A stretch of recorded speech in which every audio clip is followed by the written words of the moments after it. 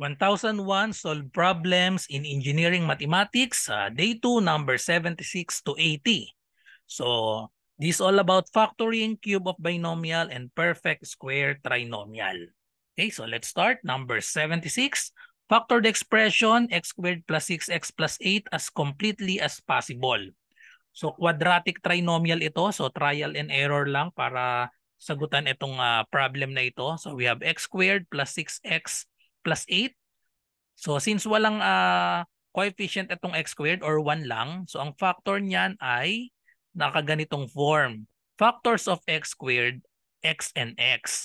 Tapos ngayon, mag-isip tayo ng factors of positive 8 such that the sum is positive 6. So ang factors lang naman ng 8 ay 8 and 1, tsaka 4 and 2. Okay? So kailangan positive 8. So parehas positive dapat dahil yung gitna natin ay positive 6, positive 6x. So therefore, ang tamang sagot ay positive 4 and positive 2. Kapag minultiply, 4 times 2 is 8. Kapag inadd 4 plus 2, that is equal to 6. So ang tamang sagot ay x plus 4 times x plus 2, which is letter A. Okay, so next number, number 77. Okay, so i-cube lang natin. Cube of binomial lang ito. Yan, A minus B. A minus B cube. So, kailangan kabisado nyo ang formula para dito. Pero kung hindi naman kabisado, pwedeng i-multiply lang natin itong A minus B. 3 beses. Or tatlong factor ng A minus B. Okay? 3 factor ng A minus B. So, kung kabisado nyo, makikita nyo na agad yung sagot dyan. Alternate dapat yan. Negative, positive, negative. So, nasan ba yung negative, positive, negative dyan? Negative, positive, negative. Ito na agad yan. Yung maging sagot dyan, letter D. Ayan. So, verify lang natin. So, i-multiply lang natin. So, sana kabisado nyo yung formula na ito. So, multiply lang muna natin yung dalawa. So, kapag square of binomial, mas madali ito eh. No? So, distribute natin itong A. So, we have A times A squared. A times negative B is negative. Negative AB.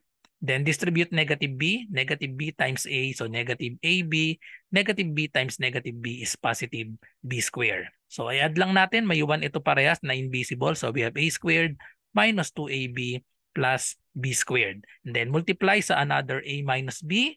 Okay, so distribute lang natin itong A. A times A squared is A cubed. A times negative 2AB, dalawa yung A. So magiging lang siyang negative 2A squared B.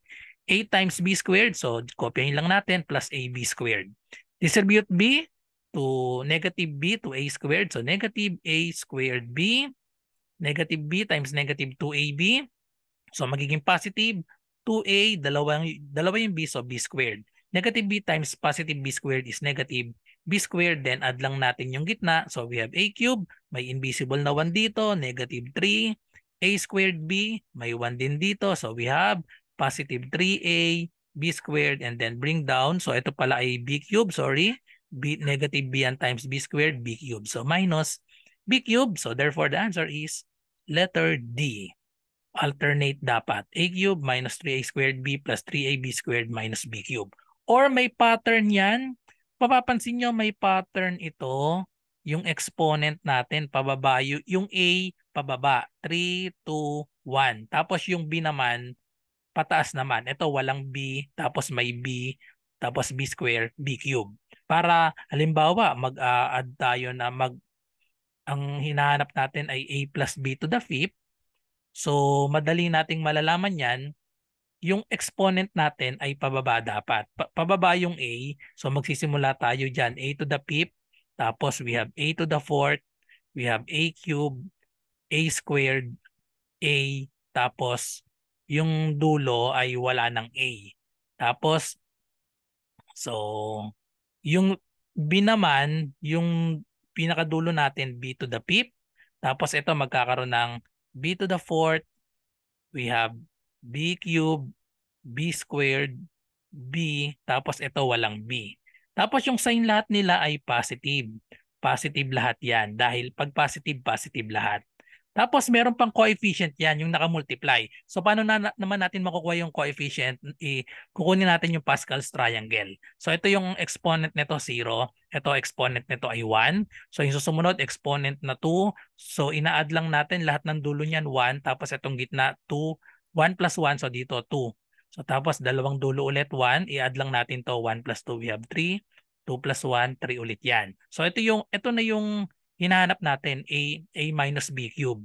So kung to the fifth, edi maglagay pa tayo dito, dalawang dulo niyan 1, i-add lang yung nasa pagitan, 1 plus 3 we have 4, 3 plus 3 is 6, 3 plus 1 is 4 ulit. So ito na yung to the fourth yan, and then last ito yung to the fifth. Ito yung coefficient ng to the fifth. I-add lang natin to 1 plus 4 we have 5, 4 plus 6 is 10, 6 plus 4, 10 ulit, 4 plus 1 is 5. So ito na yung coefficient kapag a plus b to the fifth. So a to the fifth plus, ito ay 5, ito ay 10, ito ay 10, and then 5 ulit, tapos ito ay 1 na lang. Okay, so ganun lang yung kapag may exponent tayo ng binomial. Okay, so ganun lang yung shortcut. Gamit lang tayo ng Pascal's triangle, tapos yung exponent natin ay descending yung una, ito naman ascending naman itong pangalawa. Okay, so number 78. Find the value of k so that 4x squared plus 6x plus k is a perfect square.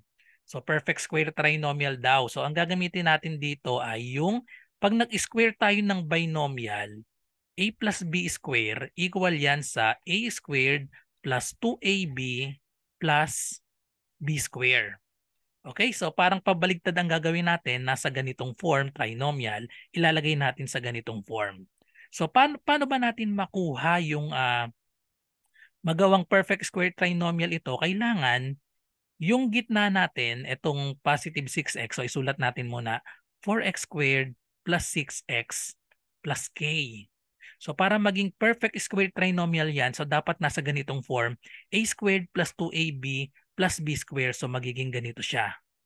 Okay, so paano natin kukuhanin yon? Itong a ay square root nitong first term natin. So ito yung a, square root niya. Tapos ito namang b squared, square root natin. So ito yung makuha natin, b. So therefore, ang gagawin lang natin, square root lang natin ito. Square root itong 4x squared, that is equal to 2x. Okay? Then square root natin itong k. Walang value yung k, so ilagay lang natin dito square root of k. Tapos i-multiply lang natin sa 2 yan kasi ito yung sabi, 2ab.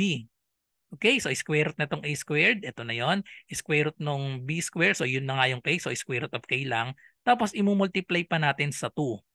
Pag minultiply sa 2, equal daw siya dito sa gitna na 6x. Okay, so gawin na natin yan. I-multiply natin itong tatlo. 2x times 2 times square root of k, that is equal to 4x times square root of k, equal dapat siya dito sa 6x.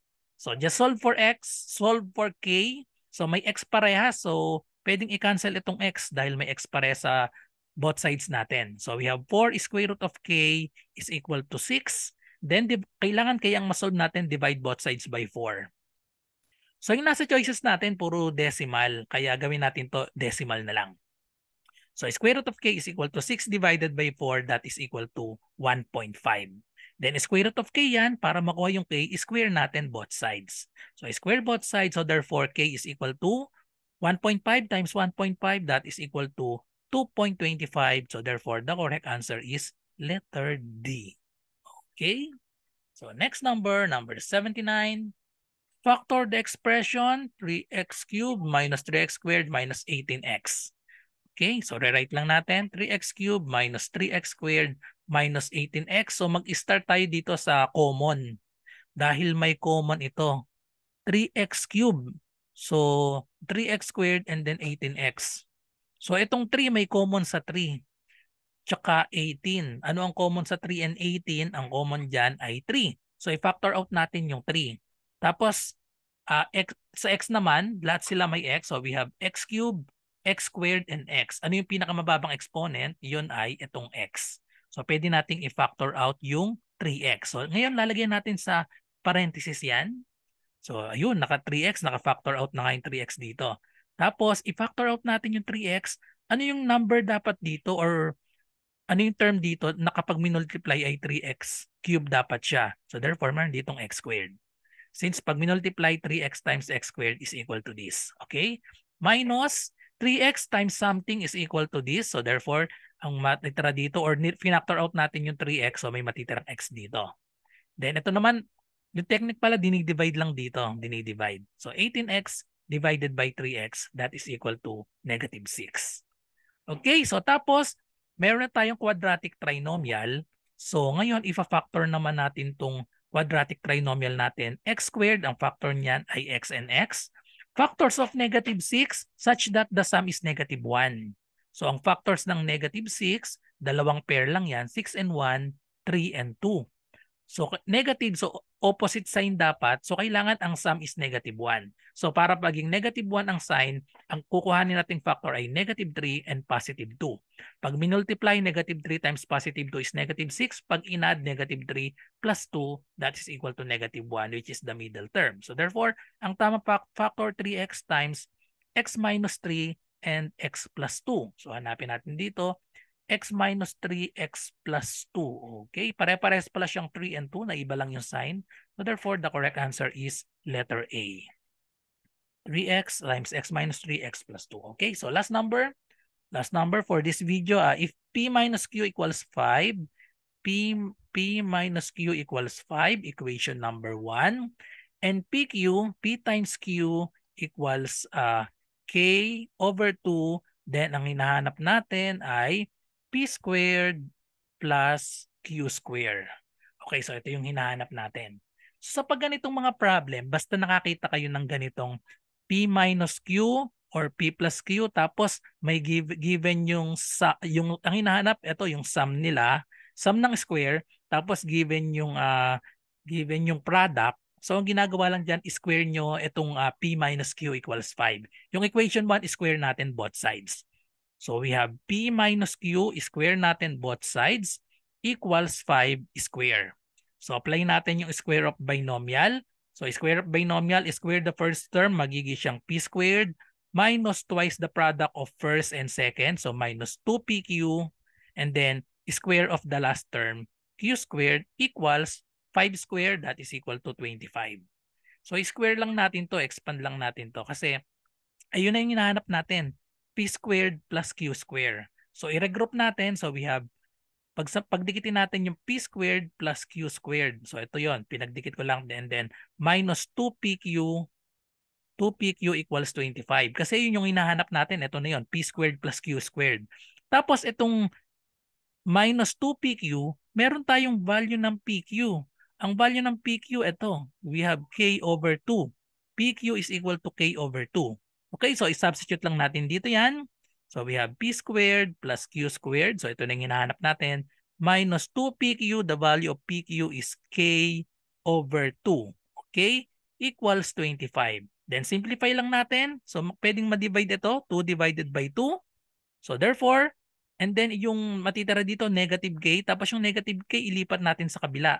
Or add k to both sides. So minus k na lang ang natira dito.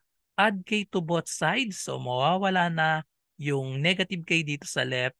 So we have p squared plus q squared is equal to 25 plus k. So ito na yung answer natin, 25 plus k, which is letter C. So yun yung shortcut para sa ganitong problem. Kasi kapag ang ginawa natin ay, pwede na naman itong isa ano tayo, substitution. So solve natin yung value ng p, magiging 5 plus q yun.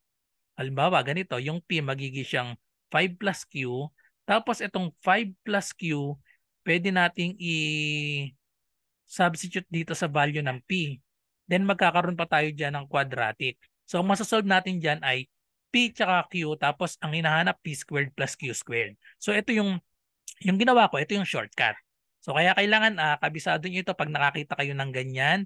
P minus Q or P plus Q, tapos given din yung product nila, tapos ang hinahanap ganyan, square, sum ng square nila. So ganito lang yung madaling technique. Square nyo lang palagi yung ayan, P minus Q. Kung P plus Q ito, di ganun din yung process. Square lang dahil makakakuha tayo ng term na ganito. Okay, so that's all. So thank you for watching, and kita-kita tayo sa susunod pang mga math reviewer para sa engineering mathematics. So bye-bye and God bless.